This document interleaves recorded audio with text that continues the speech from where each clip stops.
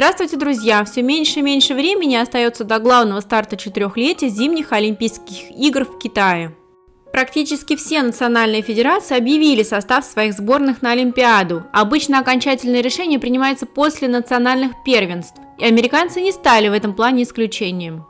Завершился чемпионат США по фигурному катанию, и местная федерация объявила состав сборной. Если взглянуть на женскую команду сборной США, которая отправится на главный старт четырехлетия, все выглядит довольно предсказуемо. Марая Белл, Карен Чен, Алиса Лью. В качестве запасных заявлены Линдси Торнгрен, Эмбер Гленн и Габриэла Изо. Действительно, на бумаге отсутствие травмированной Брэди Теннелл этот состав выглядит оптимальным, но давайте взглянем на турнирное положение фигуристок после чемпионата США. Вы спросите, а где же Алиса Лью, которая поедет в основном составе сборной на Олимпиаду? Все просто. Фигуристка сдала положительный тест на коронавирус после короткой программы на чемпионате США. На тот момент Алиса шла третьей. То есть фигуристка, которая не смогла завершить чемпионат США, попала в состав сборной, а занявшая четвертое место не попала.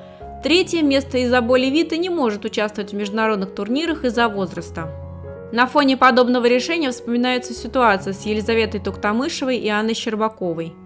Как иностранные СМИ до чемпионата России и тем более после наперебой писали, что ехать должна именно ученица Алексея Мишина, что она отлично катается, что у нее зрелая и женственная хореография, что в конце концов она эту квоту заслужила. Возможно, вы скажете, что здесь совершенно другое, но если внимательно изучить вопрос, то становится ясно, отличий практически нет. А если они и есть, то точно не в пользу Лью. Габриэла значительно слабее Алисы, но ведь и Елизавета постоянно проигрывала Анне на турнирах. Более того, Анна выигрывала и на международных стартах, и с ошибками, когда как Елизавета почти всегда последние 2 года показывала свой максимум.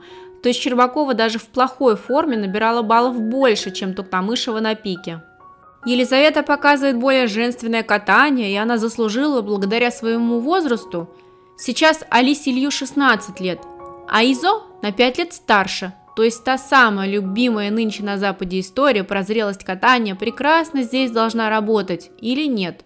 Или когда это касается собственных спортсменок на Западе, как-то сразу забывают про возраст. Ну и самое главное, Алиса Лью снялась с чемпионата США по ходу турнира, то есть она даже не показала себя на национальном первенстве. Я бы еще поняла, если бы фигуристка короткую программу завершила за явным преимуществом, но она шла лишь третьей. Вот так и выглядят двойные стандарты. И во всем этом самое обидное заключается в том, что в России многие специалисты поддерживают Запад в отношении к нашим фигуристкам. По-моему, очевидно, доминирование российских фигуристок на мировой арене невыгодно никому, кроме самой России. И когда на Западе ратуют за Елизавету Токтамышеву даже после проигранных 15 баллов на чемпионате России, это все понятно и объяснимо. Шансов попасть в призы на Олимпиаду у зарубежных фигуристок становится больше, а сами американцы все прекрасно понимают и посылают Алису Лью, а не опытную Габриэлу Изо, которая, казалось бы, заслужила путевку на национальном первенстве. Но вот когда внутри нашей страны начинаются подобные разговоры, когда люди не хотят смотреть на цифры, на результаты, в том числе на международных стартах, это самое печальное. Ведь Федерация фигурного катания до сих пор не объявила окончательный состав на игры, явно давая понять, что еще и на чемпионате Европы она должна доказать свое место в сборной.